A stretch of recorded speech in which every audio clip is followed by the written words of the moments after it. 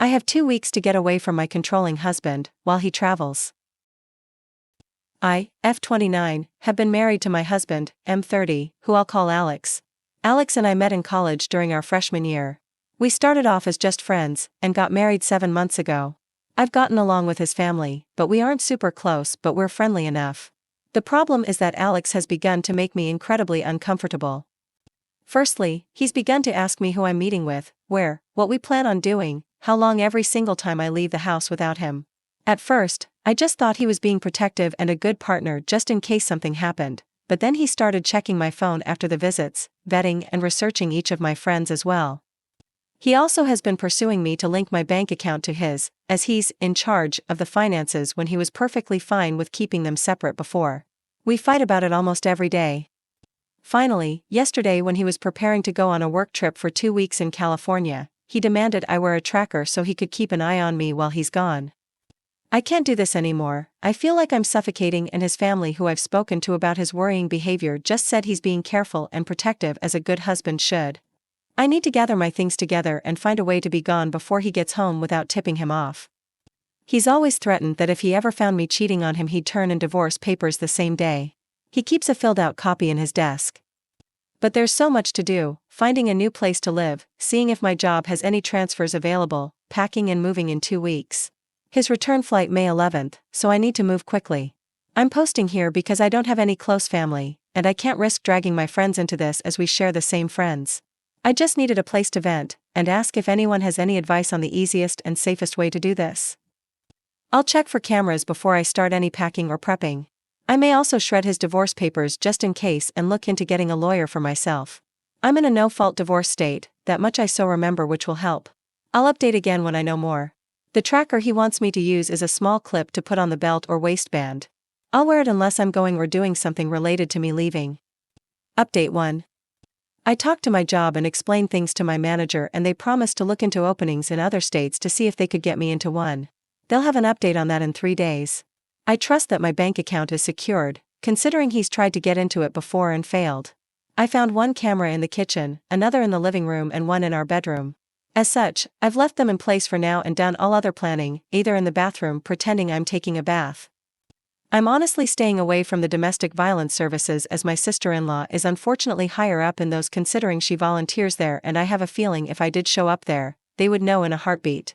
I can't look for apartments until I get the update from my work, but either way I'm still gonna be leaving the state. The day before I do I will be changing my number carrier and wiping my laptop and all of his electronics before I do. I've met with 2 lawyers so far and had them look over the paperwork my husband had prepared, and both said that it did have some clauses in it that could have caused me some trouble down the line. What alarmed all of us was the fact that several of those clauses dealt with future children, and not as a hypothetical. Like several have suggested, I have a feeling he fully intended on getting me pregnant to keep me trapped and tied to him. There are 3 other locations my job could send me to, and I have as a precaution begun looking into all 3 cities and housing in the areas. Just in case one of those is the one they send me to. Even if they don't have an opening that they can push me into, then I will just have to quit, move and figure things out on my own. I have enough money to live and survive for a few months until I can pick up another job. Unfortunately, all of our friends are mutuals and would likely be unaware of the consequences of saying or sharing anything I do or say with my husband. I don't have any surviving close family, and obviously my in-laws are not a good resource to rely on. I am on my own, unfortunately. I do plan on leaving before he returns, though, just to make sure that I'm not anywhere near here at that time. Update 2. Good news. My work has an opening I qualify for that will not only shift me across the country, but also comes with a salary increase as well. I've started telling my in-laws and friends that I'm planning a surprise outing for when my husband gets back for just the 2 of us. This way, people don't give me odd looks if they see me out and about. I've even gone as far as asking mother-in-law to show me his favorite recipes. Meanwhile, I found a moving company that, while small, is willing to work in a storm. The reason is in 5 days, we're supposed to get hit with a large storm front. I plan to shut off the breaker and say we lost power if he asks, just as several people here suggested, and even send him a short clip of the storm. I will have all of my stuff moved that afternoon, and I will be flying out once the weather has cleared enough to do so. I have a lawyer who will push my divorce through, and I filled out the necessary paperwork so that I don't have to be here for it. I'm not suing for assets or alimony, and I've shredded his divorce papers as well. I've set up a cheap payphone plan through Cricket until this is all said and done, at which point I will find a new carrier, number and phone. This one is being wiped and left behind. My laptop is provided by my work, and the IT department inspected it thoroughly and it was clean, thankfully. No other electronic aside from my laptop and new phone will be coming with me. If Alex needs to talk to me, he can do it through my lawyer. Not sure if anything else will happen, my fingers are crossed that he doesn't think anything's amiss until after I leave. And I'm not turning the breaker back on when I do. He can do it himself when he gets home. My work is covering the plane ticket, so that at least is one expense I don't have to finagle in. Update 3. It's been a busy week, but I've gotten so much done. Firstly, I am now out of the house and am currently in a hotel while I look for an apartment. It's a big city, bustling with people no matter where you look. We had a pretty bad storm system hit back home, that actually lasted 2 days. High winds, thunder, lightning and even hail everywhere. I didn't take much from the house, my documents, clothes and important sentimental items. I left all of the furniture and electronics behind. I cleaned the house top to bottom and took pictures on my phone so he couldn't claim I damaged anything when I left. My lawyer has already started divorce proceedings, and my husband will be served on the 8th. His plane is due to land early morning, and the sheriff will be there at the house waiting for him. He is very much about public appearances and reputation. My lawyer will be calling him as well to inform him that I am more than willing to air out everything to the public about his actions if it means securing my freedom from him. I will go to court as long as I must to get this pushed through. I haven't told our friends or his in-laws yet. I will do that while he is on the flight to prevent him from getting wind of it before he's handed the divorce papers. I will be calling around and explaining why we're getting divorced, to try and prevent him from twisting this into somehow being my fault. I don't want him trying to claim I had an affair or something, so I want to get the truth out before he can twist this. As for me, I'm doing okay. I'm tired, but yet I feel almost jittery and off-kilter. I keep looking over my shoulder and monitoring what I say even when I don't really need to anymore. Hopefully that will fade soon. My work is covering the cost of the hotel, and I'm working on getting my other things in order. I also need to find a new GP as I want to get a full test just to make sure everything is okay. Update 4. Things got hectic and a bit chaotic, honestly. Firstly, I'm working on getting an apartment still and have applications in at 3 different places and will hopefully hear back from them soon.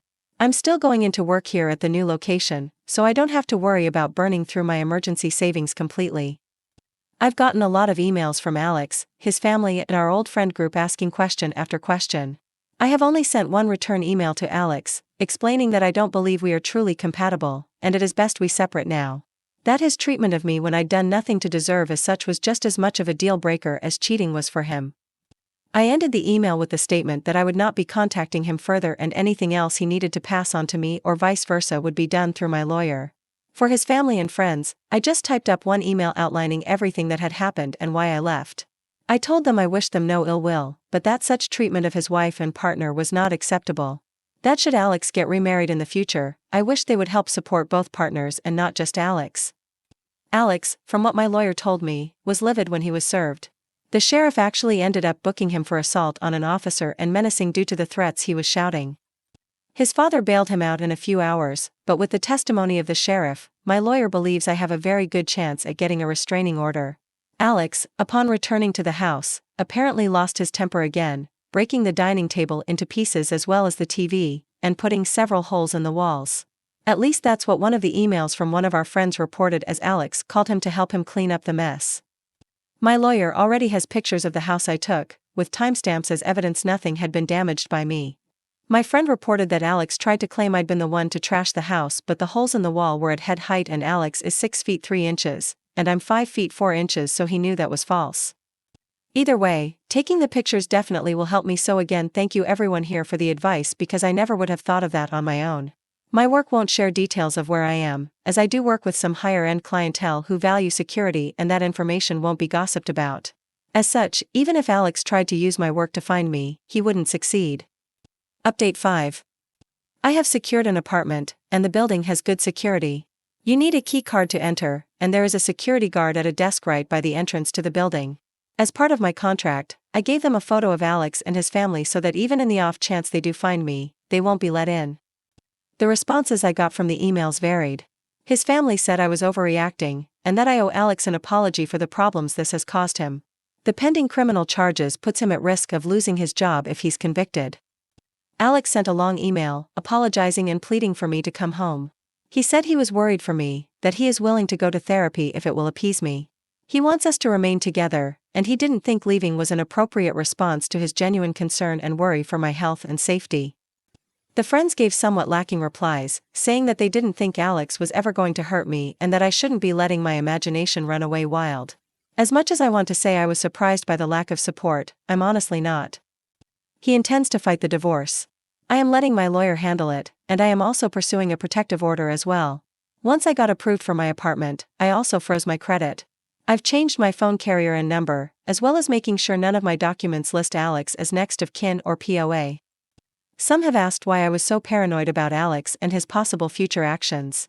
The answer for that actually is somewhat simple: my grandmother. I loved that woman to bits. As a teen, she explained why my grandfather was never around. He was extremely abusive and manipulative, and her generation didn't allow divorce really. She wouldn't have been able to buy a house or get a good enough job to support her and my mother on her own. As such, she endured it, shielded my mom as she could until my grandfather died. When I felt like I may have been overreacting, I remembered how she'd said she'd always wished she'd been able to see grandfather for what he was early on when she may have been able to annul the marriage. Update 6. Alex has attempted to use our friends to reach out to me, as he doesn't want to use my lawyer for communication. He's saying it's disrespectful and cowardly to hide behind my lawyer and not meet him face to face. Alex wrote me a letter that he did pass off to my lawyer, but the contents were him justifying his actions and claiming that in today's time it is dangerous for women to be on their own, which is why he was so intent on trying to keep me safe from harm. He wanted me to understand that he was trying to protect me as best he could and was hurt that I would just lie to him and hide my actions from him related to my dissatisfaction with our marriage and my moving. I didn't reply, because at no point did he apologize. All he did was turn everything around on me as I was being overly dramatic, emotional, and cowardly. There was a second letter with Alex's from my sister-in-law. Her letter was honestly disturbing and completely justified my misgivings regarding approaching her in any kind of professional capacity. She spent 5 paragraphs detailing how a real abusive relationship looked like and that Alex was the furthest thing from abusive. The details she included were all related to financial abuse and physical abuse. Nothing like what Alex had been doing.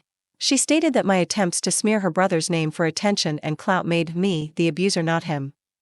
My old boss recommended that I look into getting into therapy after I moved, and I think I need to.